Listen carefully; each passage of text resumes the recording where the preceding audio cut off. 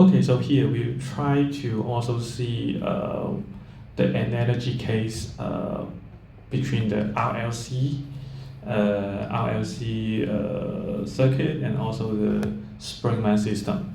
So for the spring mass system, yeah, originally it is like this is a spring with coefficient k, and then we have an object with the mass m.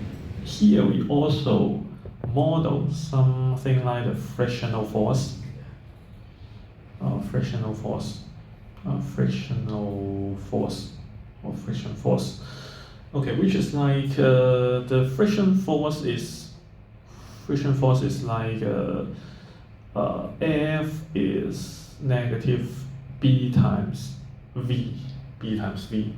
Okay, so whether it makes sense, so you can consider like if an object is moving to the y side, okay, so in that case, the friction force will be like F is pointing to the left side. The amplitude is BV, okay, which means that if it moves faster, the friction force will be larger. If it doesn't really move, then the force will be zero. If it is moving to the right side, the frictional force should also point to the right side. So this assumption makes sense, but of course, in some of the case, the frictional force is not necessarily to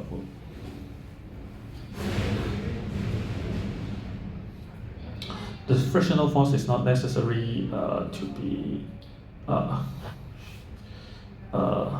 linear to the velocity. Sometimes it might be like dv cube, something like that. But yeah, here for simplicity, we just include like bv here. So in that case, we have f to be negative bv. In that case, the equation will be a linear equation. Okay, so in that case, we try to see what is the net force acting on this spring. So the F should include the force from the spring, which is negative kx, and also negative bv. So v is actually the first derivative of the displacement, which is dx dt. So we have negative b dx dt.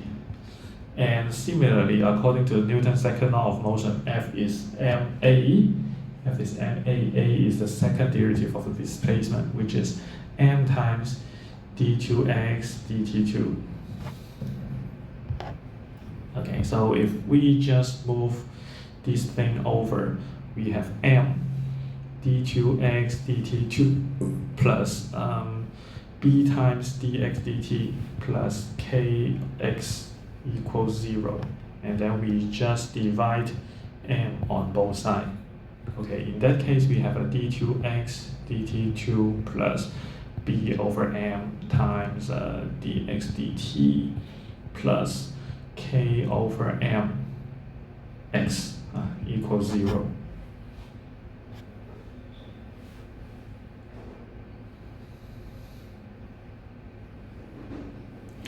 And then you compare with this one and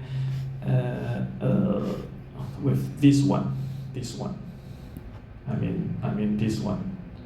Okay, R over L, 1 over LC. Let's see. We have R over L, and then here we have 1 over LC. We have a d2I dt2 plus di dt, and then times I to be 0.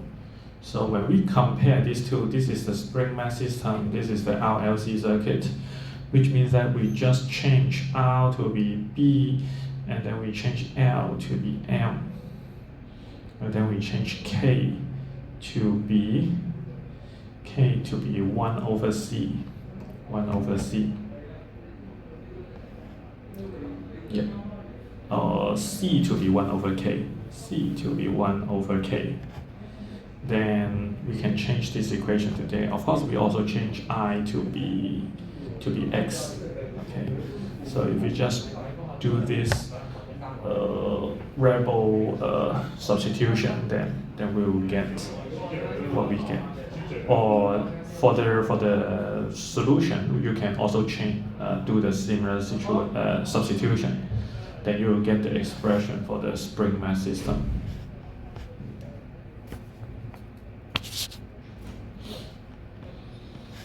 Okay, so here we have another sample problem. So it says a series RLC circuit has an inductance L, capacitance C, and a resistance R, and begins to oscillate at time t equals 0. At what time t will the amplitude of the charge oscillation in the circuit be 50% of its initial value? So of course, the charge oscillation is like Q equals Q times exponential to negative RT over 2L, and then cosine omega prime T plus phi, something like this. Okay, so it says the amplitude change to 50% of this initial value means that this factor to be 0.5. We just ignore this part. Of course, when you try to draw it out, it will be something like this. And actually, when you try to draw the envelope,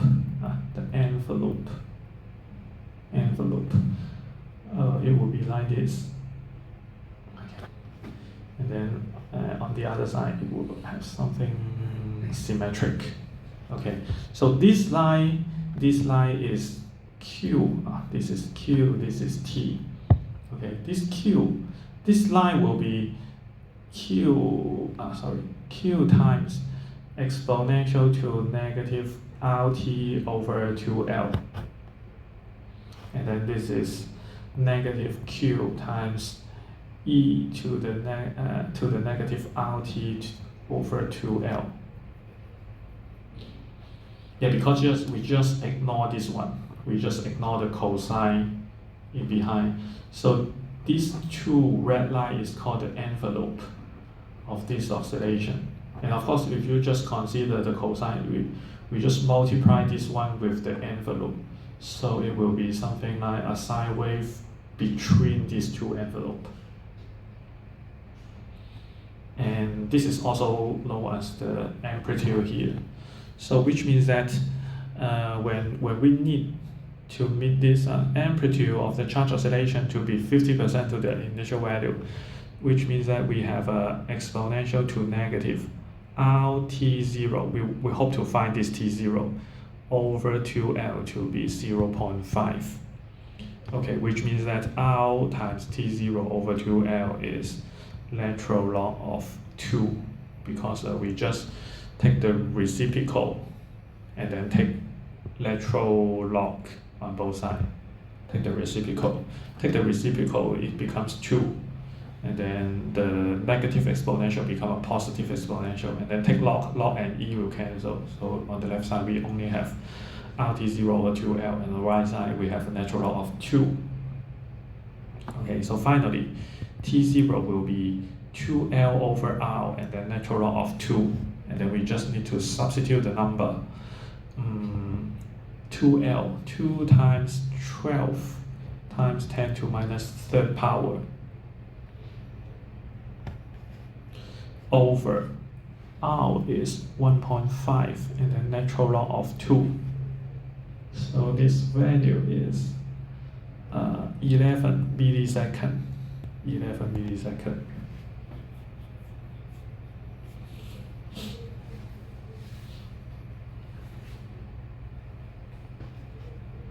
Okay, so it also asks you how many oscillations are complete within this time. So let's see. Omega prime is square root of omega square minus R over 2L, quantity square. Okay, so it is actually square root of 1 over LC minus R square over 4L square.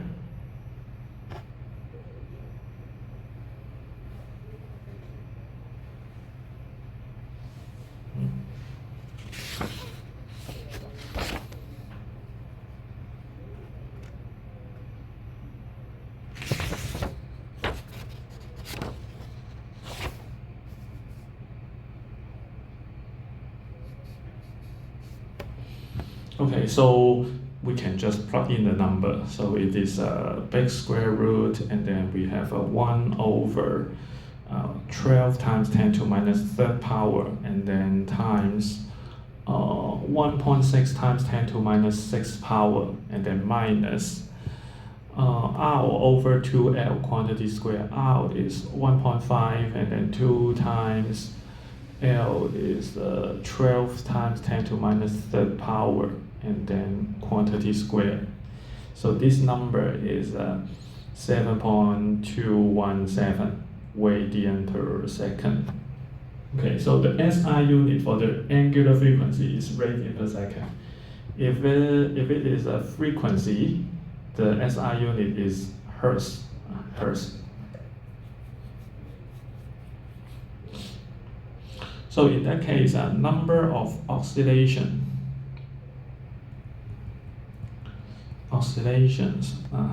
will be, okay, so within this 11 milliseconds, so which is 11 times 10 to minus third, okay, and then times 7.217 radian, and then of course you need to divide it by 2 pi. So this one becomes the frequency. So this time multiplied by the frequency will become how many cycle. So this number is 12.6, okay, cycles, which means that how many times it oscillates. So it is 12.6 times.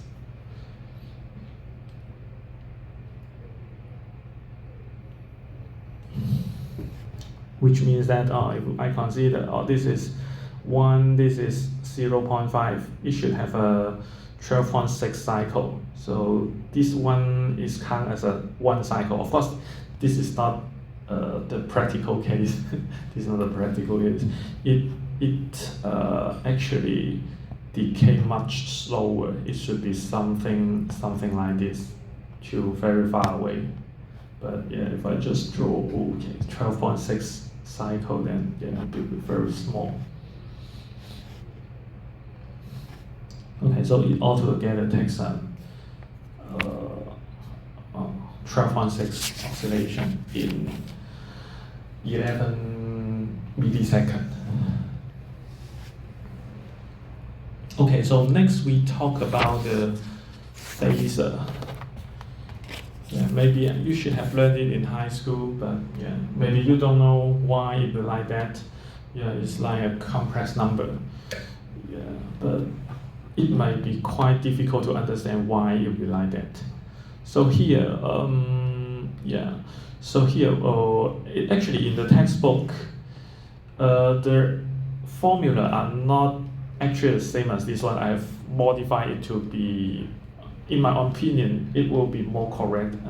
I think the expression in the textbook are not so correct in the circuit analysis fields. So I just rewrite some of the equation to make it more consistent. In that case, the first case is the easiest one about the resistor or resistive load, which means that here we have an AC source or AC EMF, AC source. Usually we'll call it a power source or a source. So it is an AC source, so 交流的. Okay, so it just draw a sinusoidal there to represent, this is a AC source. And then it is only connected with a resistor. So you may feel like, this is very simple. Why we need to consider that? But actually, we just try to find some equation that is useful for all the cases, like R and also C and also L. It will serve for all the cases. And so look, we just start from the easiest case, which is the resistor. Here, for the AC, for the alternating current EMF, so this E, okay, I cannot find these fonts in my computer, so I just use this E. Okay, so this E is actually the same as that one. So E equals EM. EM is the amplitude. So EM is the amplitude, 振幅 amplitude of the source, and then cosine omega dt, omega dt. Okay, so here we have cosine omega dt. So when you learn this part, you may feel confused. Oh, finally we will have the circuit just oscillate with the same frequency. Just oscillate with the same frequency. Yeah, and you may feel confused. What is the difference between this one and also the previous one, like here? Like here, why do we need to subtract this R over L quantity square? So this case is like we don't have any source here. We don't have any source here. We just store some energy at the very beginning, and then we just let it to oscillate. And in that case, this so-called the natural frequency. Why is it called natural frequency? Because we don't have any source. We just let the circuit oscillate laterally. So it's called the natural frequency. We just don't put any frequency inside the circuit. Then it has this frequency. And here we try to insert an AC source. The AC source has its own frequency, and in that case, no matter it is R, L, C, or both, or all of them together, then as much as we have this input frequency, the circuit of the frequency will be the same because it is a linear circuit. Okay, so here we assume E to be EM times cosine omega dt. So actually this is a fixed frequency, but of course we can tune it. Okay, we can make omega d to be higher or lower, maybe like 50 radian per second, 100 radian per second, or whatever value we would like. But for every case, it is a fixed value. Okay, so next, it will be quite trivial. Yeah, it is like this is VR, this is VR. So VR equals to E, so which makes it like VR to be EM cosine omega t dt. So you feel like, oh, this is very stupid. And here what we try to do is that we introduce the term called phasor. Okay, the phasor means that we just don't like the cosine and sine here. We just don't like the cosine and sine here. We just consider the amplitude. But hopefully we will still consider the phase. Here we don't have any phase because of VR will be like this. And let's say IR, maybe I. Here we can call it IR. So this IR is nothing but EM over R and then cosine omega dt, because we should have VR equals I times R, IR times R. We should also always have this equation. But of course, this VR is a sinusoidal. This VR is a sinusoidal. This IR is also a sinusoidal. But we just try to introduce something called phasor to express its amplitude. And also the phase. Here the phase is all zero. The phase is zero. Phi to be zero. So we don't have any special thing. So it feels like that VR is the time function. This is also the time function. But if we just make VR to represent the amplitude, which makes it like VR, this is the phasor, is actually EM. And IR is the amplitude, which is nothing but EM over R. So we should have VR equals IR times R. Okay, so yeah, you feel like, we should have already known it. which I've already known it, but yeah, just consider the later part. Yeah, this one is of course very stupid. So we still have a VR equals IR times R.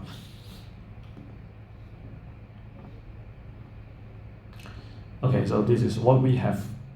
And then we will say this R is so-called the impedance of a resistor. Impedance of a resistor. The impedance is denoted as ZR. Of course, a general impedance will be like a Z to be R plus JX. Okay, this is a general case. But for a resistor only, it doesn't have any imaginary part, it only has real part. So in that case, for resistor, it is nothing but R. So all the things are just what we have known, why we need to define it. So the next one is about the capacitive load. So here, for the same thing, we still have the AC source here, and then it connect with a capacitor. So similarly, we have E to be Em cosine omega dt. So up to now, it is the same as the previous case. But yeah, okay. Still for here, VC is also Em cosine. So this is VC. This is E. Okay, so VC is still Em cosine omega dt. Okay, this is still the same. And also we can also have the phasor VC. Okay, we use the capital letter to define to specify the phasor of small VC. Okay, so this is a time function. This is a time function. This is the phasor of VC. We use the capital letter to specify the phasor. Okay, VC is Em. Okay, so still the same thing as the previous case. But here we have IC. IC will be a little bit more complicated because for the capacitor we should have I equals C dV dt. I equals C dV dt. So in this case, we just use IC here, so then you just you can distinguish, this is resistor, this is capacitor, this is inductor. Okay, so here we have IC as the current. So IC equals C dV C dt, and then we can just plug in this one here. Okay, so in the front we have C times VC, which is here, C times VC. And then we take the derivative of the cosine. Take the derivative of the cosine will be negative sine. So we have negative sine of omega dt.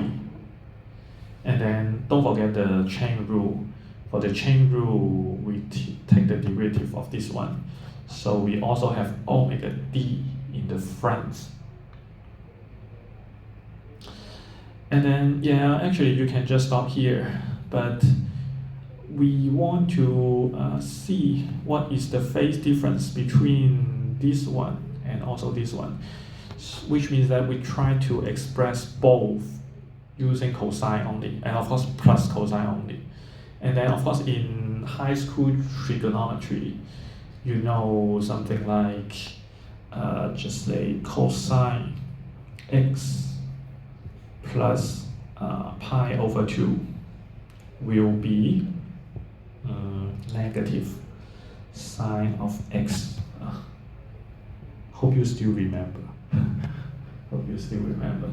Yeah, it's still easy to remember because cosine is like something like cosine is something like this. Cosine is something like this, which means that for the second quadrant, it is negative, which means that x plus. So you just assume x to be an angle in the first quadrant, and then plus 2 over pi will be in the second quadrant. This is negative, so it is equal to negative sine. So as much as you plus pi over 2 or 3 pi over 2, even odd multiple of the pi over 2, then cosine will become sine. Okay, so we have cosine of x plus pi over 2 to be negative pi over x. Okay, so which means that we have negative sine of x, then we will have plus cosine of x plus pi over 2. Okay, so in that case, we express E or VC or in terms of cosine of something. So we have the amplitude difference and also the phase difference. Okay, so here we try to express this IC to be something like IC to be IC and then cosine omega dt, something like this. But yeah, but actually it is not that case. It is not that case. So it should be something like, okay, IC will be the phasor, and then exponential to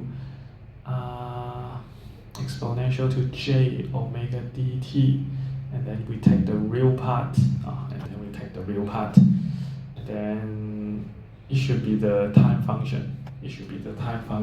Well, why is like that?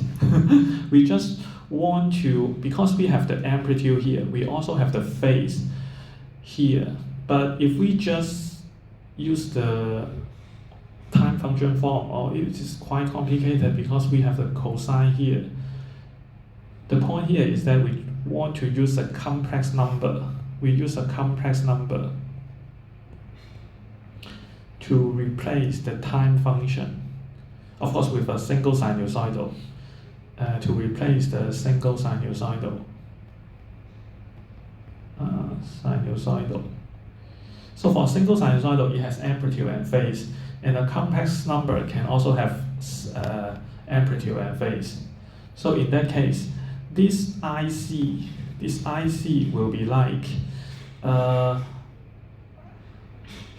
omega d CVC. So this is the amplitude part, and then for the phase part, it becomes exponential to j pi over 2.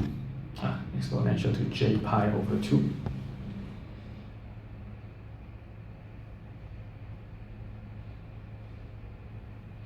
Yeah, we just put this phase into here, and then multiply by j, and then exponential to it. And then for this one, if you still remember, we have the Euler's identity. Euler's identity is like exponential to j theta is cosine theta plus j sine of theta. If theta is pi over 2, exponential to j pi over 2 is, this is 0, this is 1, so this is nothing but j. So in that case, it is nothing but j omega d and then c vc, like this. This is IC. This is the phasor of the IC. So it's a complex number rather than a real number. And why we need to do this complicated thing? Why we need to do this? The point is that if we really do this, we can have something like,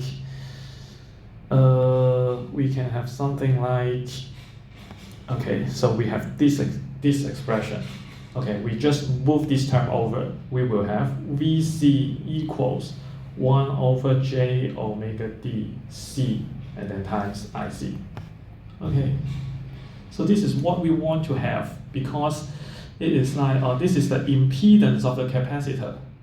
This is the impedance of the capacitor. And finally, we will get VC equals IC times ZZ. Okay, so ZZ is 1 over j omega c. 1 over j omega c. Okay, so this expression is really like this. V equals IR. We want to have something like this for both RC and L, for all the R's, RC and L. But unfortunately, for the capacitor, it is like L equals LD, CdV dt. It is not V equals IC. It is not something like this. It is I equals CdV dt.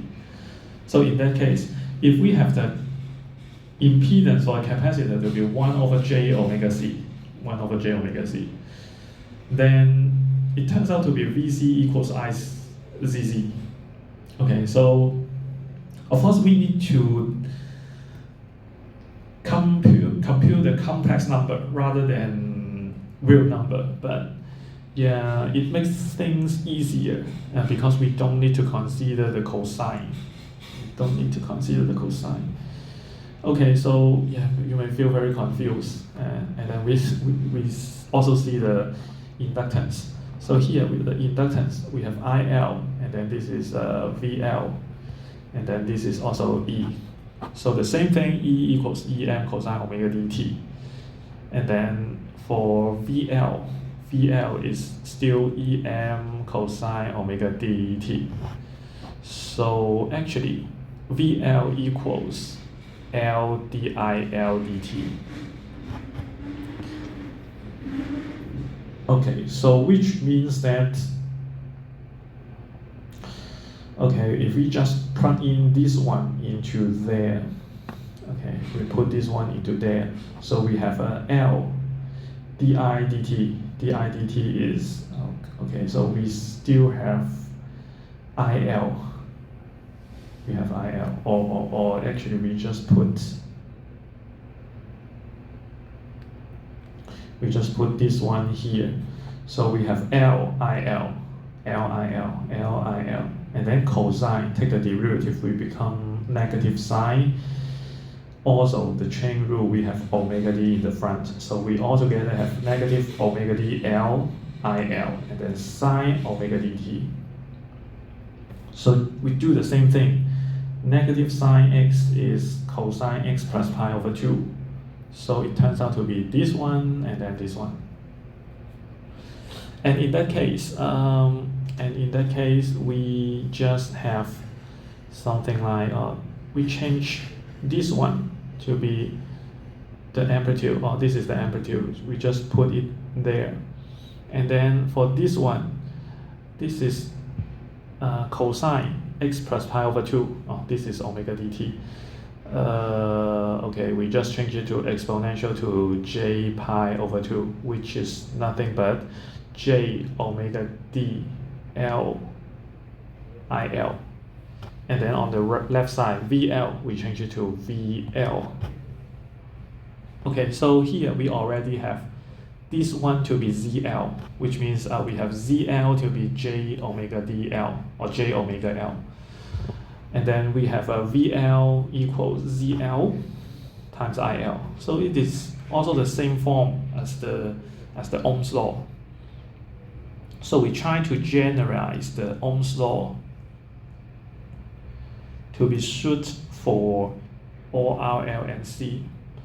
But the condition is that we need to consider ZR, CL, and ZZ to be in complex number.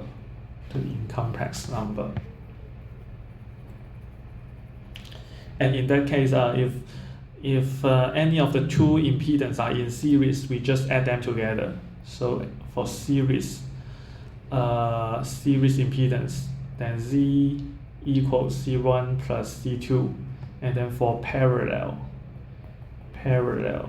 Z will be like C1, C2 over C1 plus C2, something like this. So for series of parallel resistance, impedance. Okay, so I think you will feel like it is quite abstract. So let's see a sample problem, of a few sample problem about this thing, to see what does it bring us. It actually will make the calculation easier, but you should understand the mathematics behind, or maybe you just remember it. Okay, so here it says the resistance R is 200 ohm, and then a sinusoidal alternating EMF is operated at EM, and then frequency. So this is not omega d, this is FD. So you should multiply it by 2 pi to make it a angular frequency. So what is the potential difference VR across the resistance as a function of t, a function of time, and what is the phasor of VR? So here we start from the easiest one. So EM is 36V, which means that VR of t, because it asks you VR of t, so VR of t is nothing but 36.0 and then cosine 2 pi times 6t and then times t, like this. So it is nothing but 36.0 cosine of 120 pi t, and then the SI unit is V. Okay, so this is very simple. Okay, so and also it asks you what is the phasor. So the red phasor is nothing but VR is 36. Of course, it should have something like exponential to j and then the phase, but here the phase is 0, so which is 0, and then exponential to 0 is nothing but 1. So this is nothing but 36.0 volt. Okay, so this is the phasor VR. Okay, so for the first one is easy. The second one, what are the current IR? Okay, we still have, it still asks you what is the current IR. So the current IR is nothing but VRT over R. Okay, so it is nothing but 36.0 over 200, and then cosine of 120 pi t. Okay, so this is nothing but 0.180 cosine of 120 pi t. This is ampere. And then for the IR is nothing but 0.188. Okay, so for this one it is easy. Okay, for the next one, we just change the resistor to be a capacitor. Okay, so here it says we have a capacitor, and all the things are the same. So what is the potential difference VC across the capacitor as a function of time, and what is VC? Okay, so actually VC is still the same. VC of t is nothing but 36.0 cosine of 120 pi t, and then V. Okay, so nothing special here for the voltage, because here we just connect this with the capacitor. So VC is nothing special. So also VC will be EM, which is 36.0 volt. Okay, for question A, it is still easy. Okay, for the next thing, okay, it asks you what is the current ICT and the phasor IC. Okay, so here first we can just, of course, you can just use IC equals CdV CdT to calculate. Of course, you already know VC has this expression, and then you can just plug in here. So here we can use the phasor. The phasor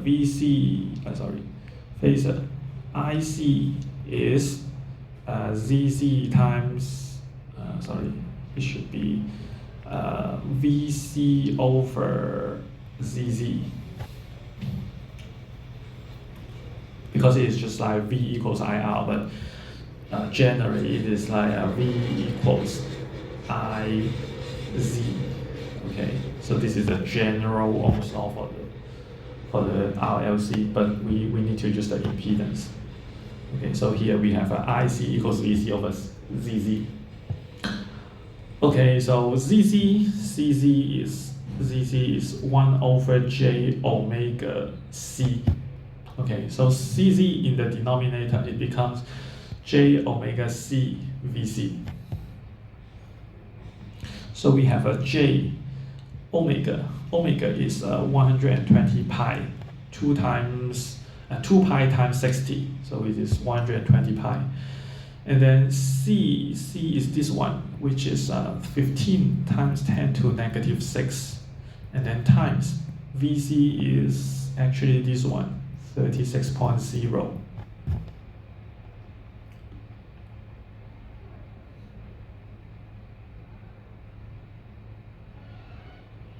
Okay, so this is actually J 0.203A. Okay, so this is the phasor of IC.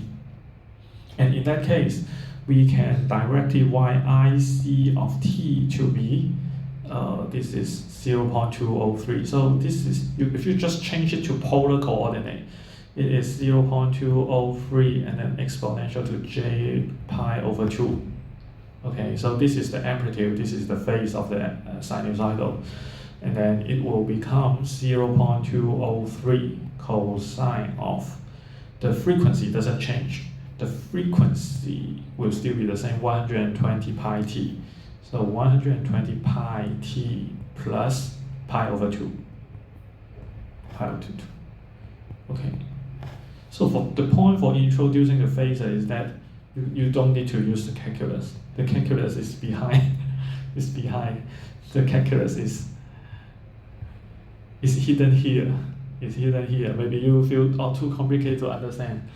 But yeah, the point we introduce the phasor is that for the calculation, you just need this one. You just need to calculate the complex number.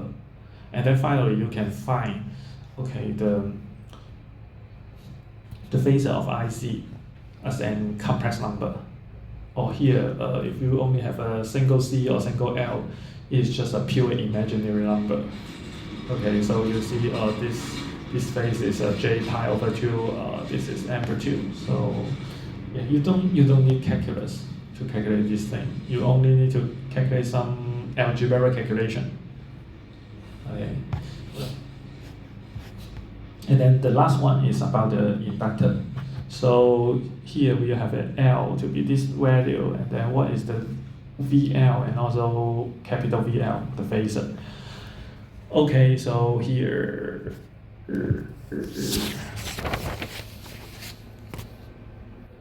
VL to be ZL times IL. Oh, sorry, VL is nothing but 36.0 V. Okay, and then also small VLT is nothing but 36.0 cosine 120 pi t, and then V. Okay, so still the same as before. Okay, so yeah, what we really need to concern is the IL and also capital IL.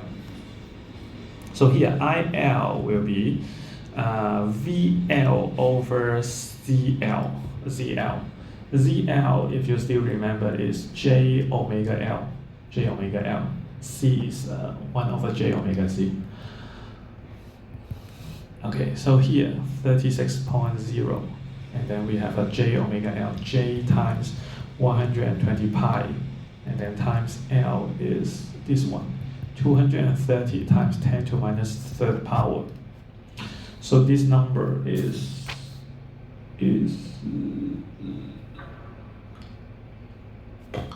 negative J 0.415. Okay, so here we have negative J rather than positive J. So in that case, this is actually 0.415 exponential to negative J pi over 2. Okay, because the point is that cosine of exponential to J theta is cosine of theta plus J sine of theta. Okay, if this is positive, okay, this angle is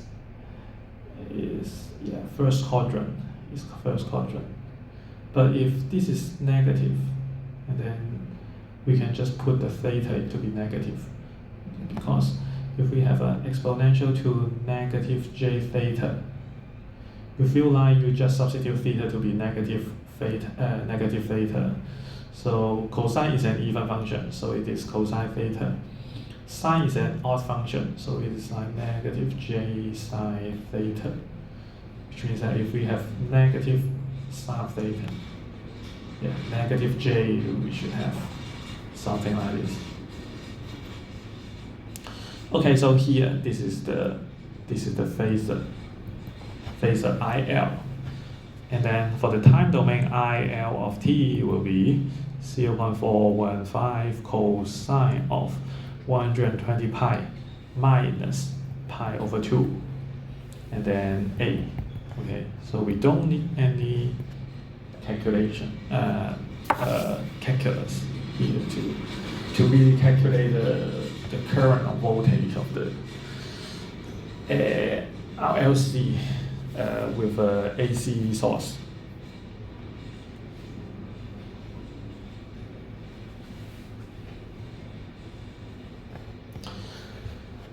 Okay, so far any questions?